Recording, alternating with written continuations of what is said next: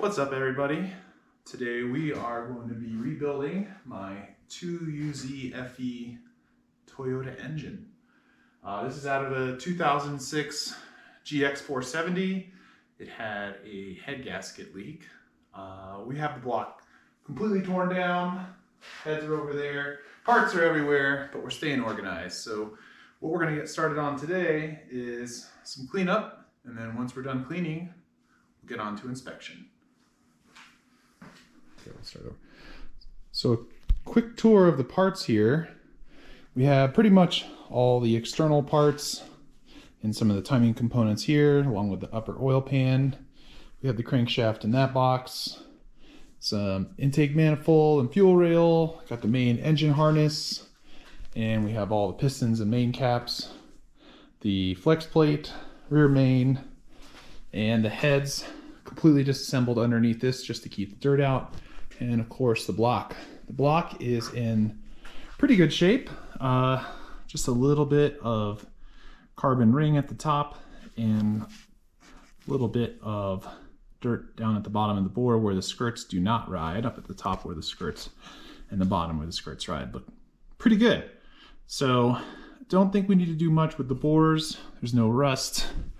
Main bearings, cam bearings, rod bearings, everything looks really good. I've already inspected the deck for flatness and everything checks out great. So we're going to go ahead and get started with cleaning up the pistons, and then we will inspect the bores and the pistons for wall clearance. All right, so the first step of cleaning is stripping off the rings. I've already kind of done that with the number 5 piston, cleaned it up a little bit. Everything looks really, really good, but I'll show you the process by hand. It's actually relatively simple. So you just grab a piston and make sure the ring is nice and loose. Push it off to one side, grab the piston ring, kind of just lightly pull it up, push it around, and the ring comes out. No drama, no fuss. So we'll just repeat that and we'll work our way from the top compression ring down to the oil rings. The second ring's a little trickier because it tends to want to fall into the top ringland, but that's not a huge deal if it does. There we go. Got it above the crown. Just work our way around. It can definitely a little bit trickier on the second ring, and definitely don't try and force anything. These can definitely break on you if you're not too careful. We'll just give it a little. There we go. We'll just keep working our way around, nice and easy.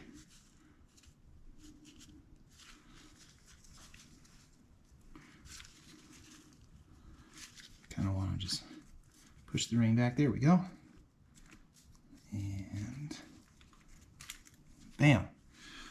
And I like to keep the rings organized the way that they came out of the bore with the direction of the ring. A lot of rings are directional, so just be careful. The oil control rings tend to be clocked in different places, but you can find them just by looking for the end gap. These ones are super easy. They're super soft. There's almost no tension on these. Same thing, just keep yourself organized. And then I'll do the bottom oil control ring, and then the expander. These are pretty dirty. The expander you can kind of just pull, it should just come right out. Cool. So we got the next piston disassembled. I'm just going to time lapse this. We'll zip through the rest of these.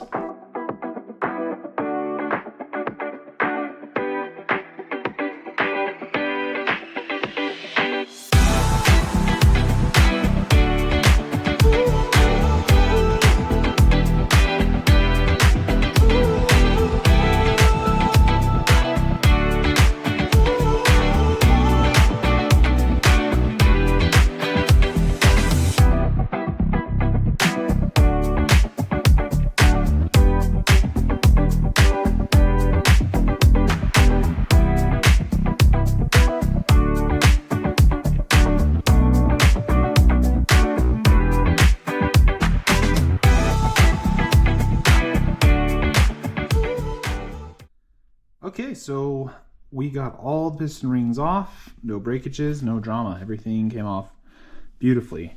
It's super important to keep the rings and the pistons organized by what cylinder that they're going to go in. So we've got everything organized here.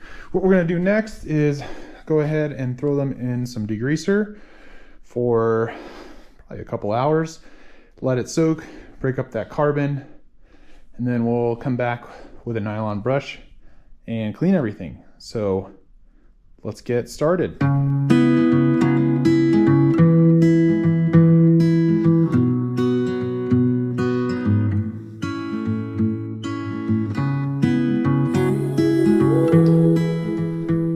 So the piston bath is completed, and this was a pretty big learning experience for me. Unfortunately, not a good one.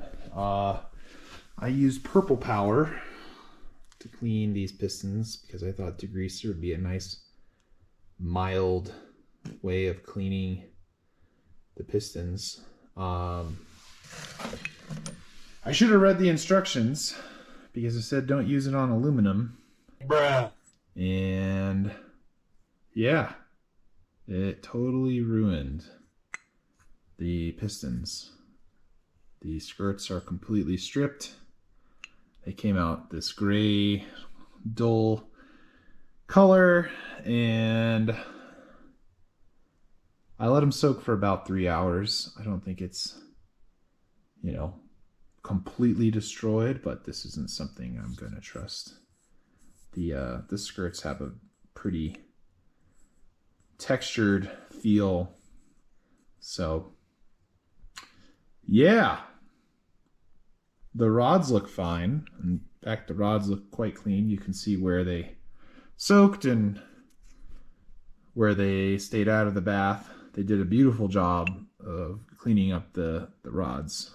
So what I'm going to do now is pull apart the wrist pins and get these rods separated. Thankfully, none of the bearings or rod caps or bolts were soaking, and they still look beautiful. So I think they're salvageable, but I'm pretty sure the wrist pins and the pistons are not. They're really not even that clean. A lot of the pistons have quite a bit of carbon still, but hey, looks like I get new pistons, so they'll be clean going in. Sometimes life is a learning experience, and this one was don't use Purple Power to soak aluminum parts. That was my bad. All right, well, moving on to the next step here, I guess.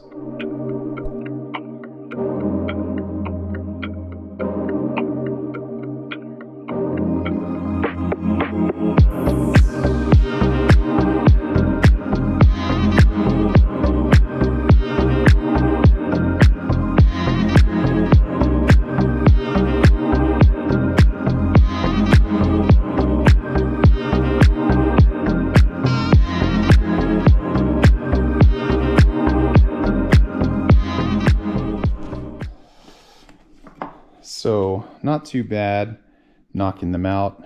I just used the heat gun. I heated it up to about 240 and held it on there. The rod bushings actually look pretty bad. They don't seem like they have any of their copper or whatever they put on top, chrome maybe.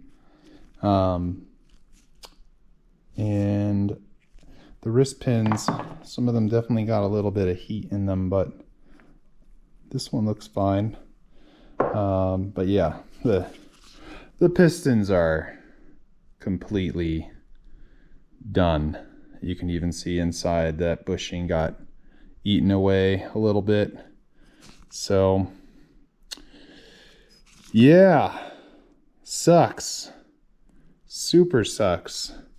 I was really hoping to reuse these, but that's just the way it goes sometimes.